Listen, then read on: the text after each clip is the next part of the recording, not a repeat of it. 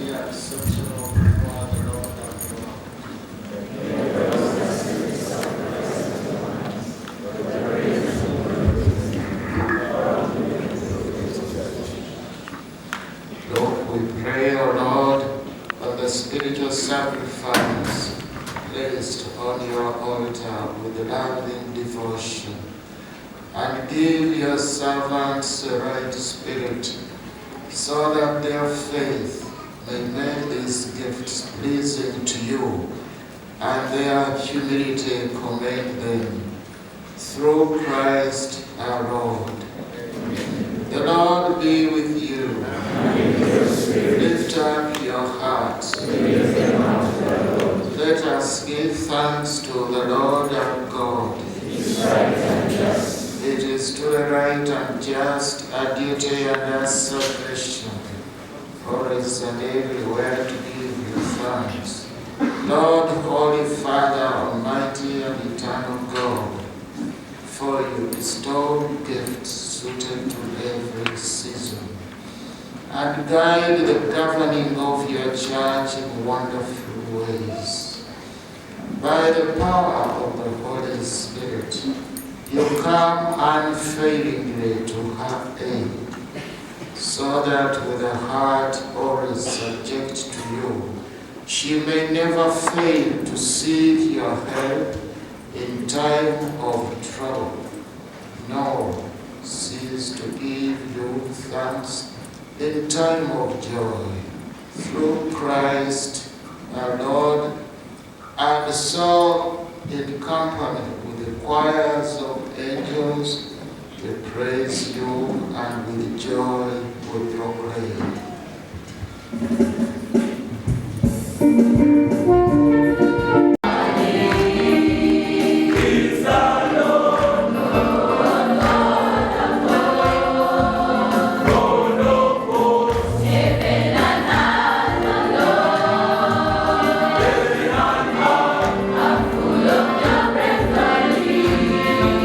Hosanna, Hosanna,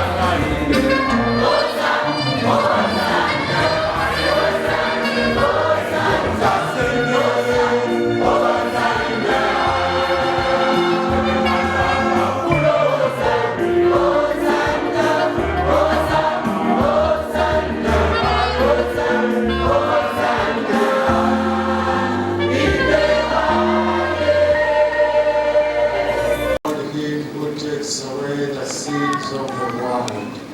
Blessed are those called to the supper of the Lamb. Lord, I am not worthy, but only say a word, and my soul shall be healed. Dear brothers and sisters in Christ, this is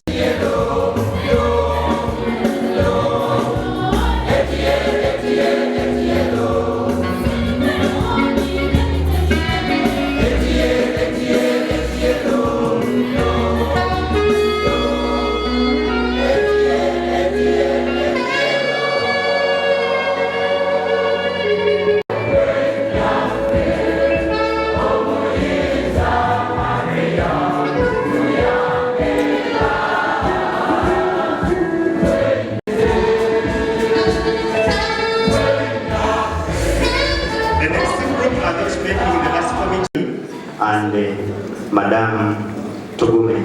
DJ, please.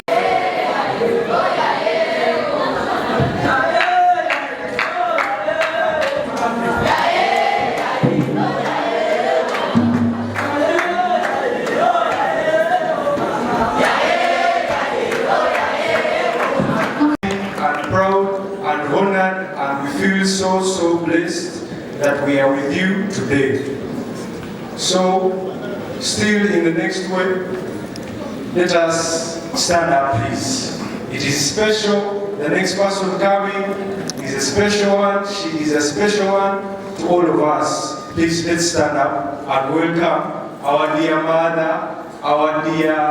mother indeed. From the first day we stepped into school, Students only, I want us to stand up and clap for our dear mother. our dear Students, mother. Please, let's welcome. Mom is coming. Appreciate her, she's coming. With us and now serving as a member of parliament, our dear DEO, Mr. Musasi Zichizito Julius, our dear municipal education officer, Mr. Mugunda Raymond, our municipal inspector of schools, he has just left, Mr. Manana Chaudhry, our senior education officer in charge of special needs, Mr. Odiba Peter, our dear LC1 representative, Mr. Masene, our dear invited guests, there are so many of you who are here, invited guests, my dear colleagues and teachers of the Nalia schools, Madam Asobia Angela and Mr. Chiemba Herbert, our dear parents, especially for the Bagole, thank you very much for turning up. It's a great moment. Our dear, the confirmants of the day, we recognize you especially today. And my dear daughters and sons, good afternoon. Good afternoon. There is a sumptuous lunch waiting, so the afternoon should be first. Our dear Bishop, on behalf of the Board of Governors, and on behalf of the staff, and the entire family of Nalia Secondary School, I warmly welcome you to Nalia Secondary School, Lugazi campus. My Lord Bishop, we are humbled to have you, not only as someone coming to pay a visit to our school, you have also blessed our prefects, but above all, you have confirmed the students in the Catholic faith. We can't thank you enough. This is going to be a memorable day. We shall always remember this. It's one of our pillars to ensure that our students have the fear of God. They know God, and you have helped us to do that. I also want to recognize our chaplain, Father Chiwanuka. A few weeks ago, he baptized 6 learners. Thank you very much, Father, for that. Dear Father, dear Bishop, in a special way, allow me to welcome you back from the Uganda Matters Day celebrations. You put Uganzi a notch higher. It was beautifully celebrated, and many other dioceses are going to learn from Lugazi. Thank you very much. We are very proud of that. just to take you through our background here, Bishop, it's not the first time you are visiting Lugazi, Nalia, but I just want to emphasize that Lugazi campus is the youngest of the 3 Nalia schools. It has changed name severally, but it became officially Nalia Secondary School in 2019. Allow me to thank our dear director, Dr. Livingstone Lungu, for his vision to set up such wonderful education institutions. We have 3 campuses. On my left, we have Nalongo, Kasobia Angela, Mrs. Vali Kudembe, the head teacher of Nalia Secondary School, Namugongo. Namugongo is our mother campus, so we often call her the mother of the biggest school of the Nalia schools. And on my right, we have Mr. Chiemba Pat, the head teacher, Nalia Secondary School, Royobedele campus. My dear colleagues, thank you very much for coming to celebrate with us. It's not for granted that you're here. We don't take it for granted. Protocol jisizaamu ekitiibwa. Njagala okwogera ku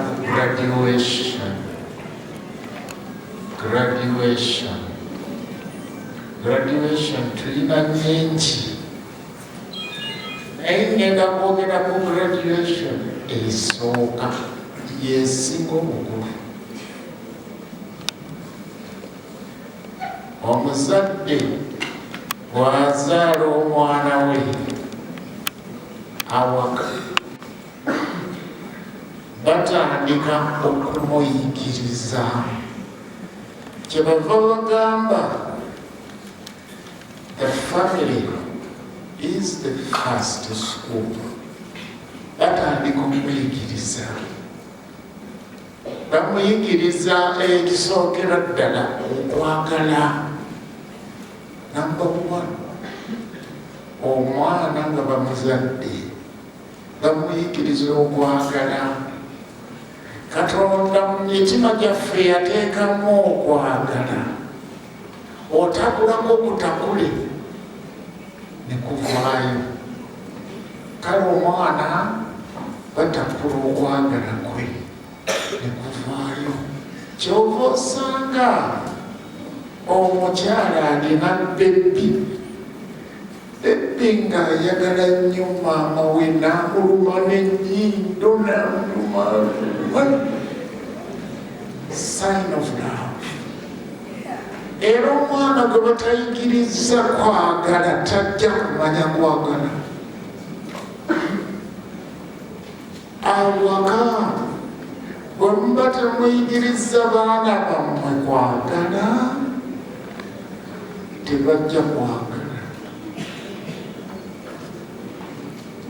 Ekyokubiri, awaka omwana waayigira olulimi lwa nnyina, tayiga lulimi lwa kitaawe. It is called mother tongue. Nnyina w'omwana abeera naye mu lubuto, nnyina w'omwana n'azaala omwana ebiseera ebisinga byonna abeera ne nnyina n'amuyigiriza olulimi lwa nnyina, mother tongue. Omwana ayiga olulimi lwa nnyina, endala zonna agattako ngatte.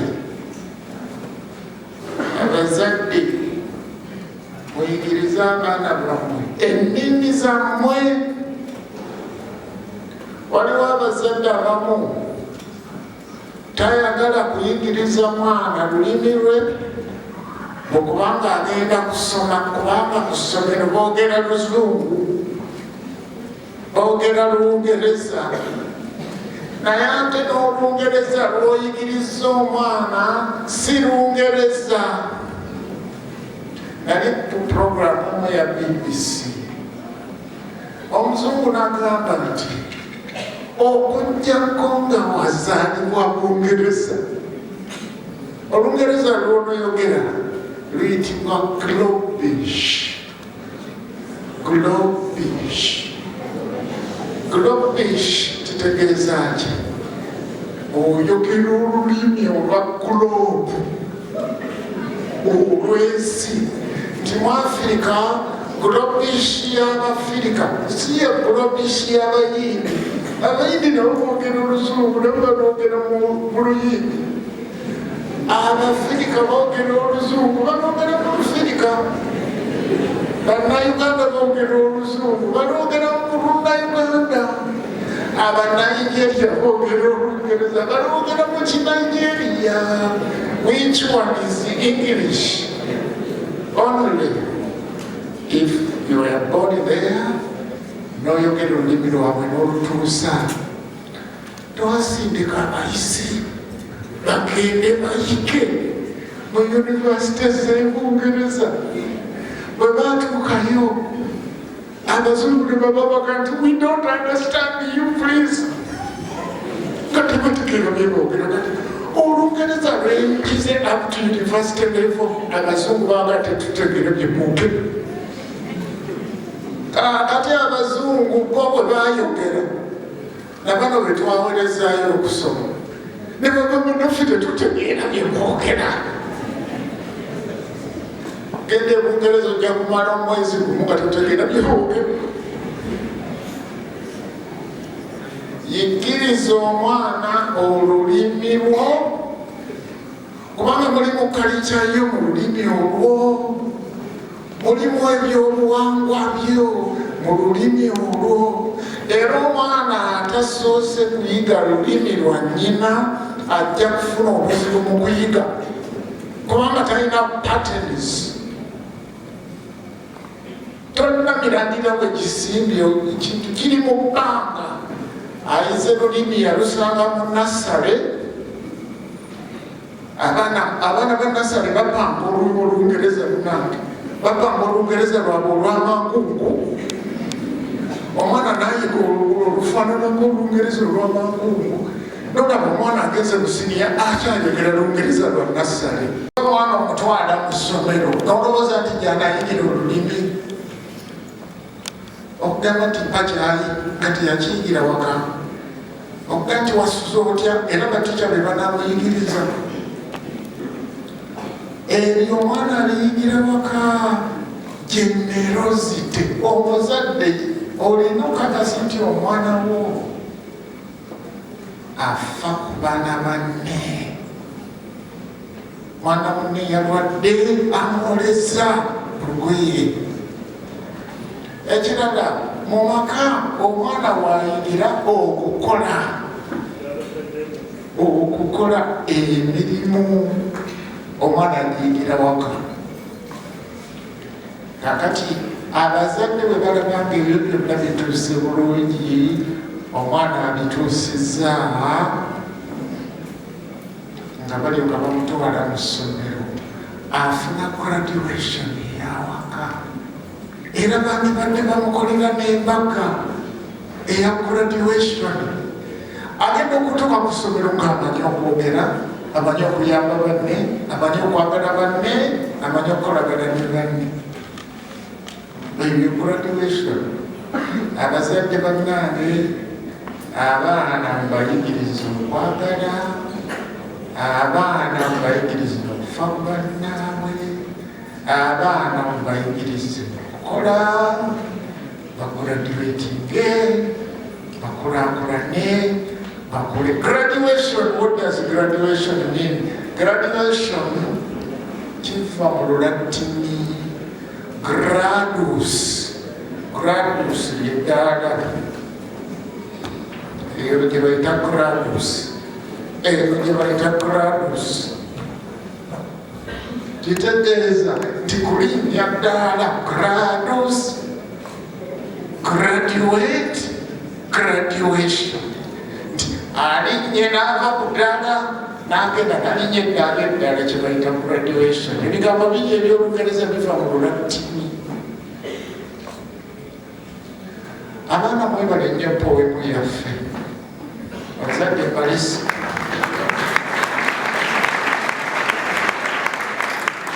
Abaana mukoze poemu nnungi nnyo, mwebale nnyo, mwebalire ddala. babulireyo bugambo bubiri ku poetry. Babulireyo bugambo bubiri